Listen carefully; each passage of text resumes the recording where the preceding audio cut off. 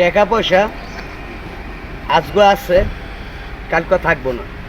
কেউ ওই টাকা কষ্ট করে কামাইয়া ব্যাংক অ্যাকাউন্ট করতেছে, আবার কেউ ওই দল ক্ষমতায় আসুক আর না আসুক টাকা চতুর্দিক দিয়ে ইনকাম করিয়া ভালো গাঠটি বুঝতে বানতেছে। কারণ কোন সময় কোন দিকে দৌড় দিতে হইব কেউ জানে না। এই দল আমার দরকার নাই।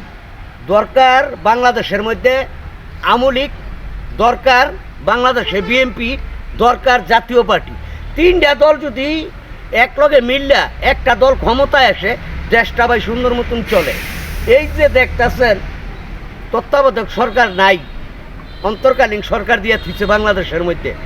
আমি আজ পর্যন্ত দেখলাম না কোনো একটা জায়গায় গিয়া এই সরকারে কোনো কিছু উদ্বোধন করতে। সবাই খালি লুচ্চা ভাইচ্চা বুস্তা ভরতাছে, লাকেজ ভরতাছে, বিদেশের কোন জায়গায় গিয়ে কোনো একটা সুন্দর বাড়ি করব এরা আছে এই চিন্তা ভাবনায়।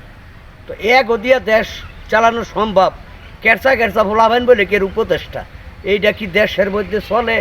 হ্যাঁ, যেগুলিরে মনে করেন হ্যাঁ বালা মতন মেম্বারে খারাইলে ভাস করতো না মিয়া, হেগুলিরে বানাইতেছে কের উপদেষ্টা। বাংলাদেশ তো ধ্বংস করে লাইতেছে মিয়া। থাকেন তো এসির তলে, আলাপ পান না। আমার মতন রোডে ঘাটে বিভিন্ন জায়গায় দৌড়ে দেখেন না মানুষ কত কষ্ট করতেছে মিয়া, তাইলে বুঝতেন দেশটা বর্তমানে বেহাল অবস্থায় পড়ে রয়েছে।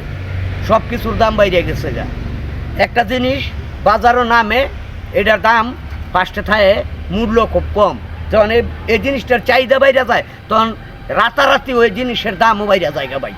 এইভাবে দেশ চলতে পারে না। যদি ভিডিওটা ভালো লাগে লাইক কমেন্ট দিয়ে আমার পাশে থাকবেন, দ্রুত ভিডিওটা শেয়ার করবেন। আসসালামু আলাইকুম।